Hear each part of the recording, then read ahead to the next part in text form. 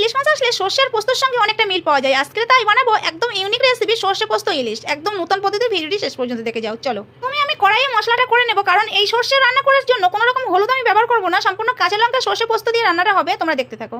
রান্নাটা অবশ্যই সরিষার তেলেই করতে হবে।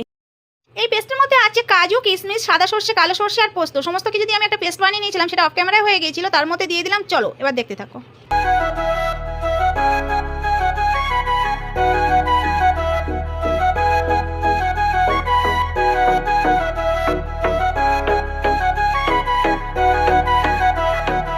তোমার মাঝারে রাখিব ছেড়ে দেব না, তোমার মাঝারে রাখিব ছেড়ে দেব না, ওরে ছেড়ে দিলে সোনার গৌর আর পাবো না।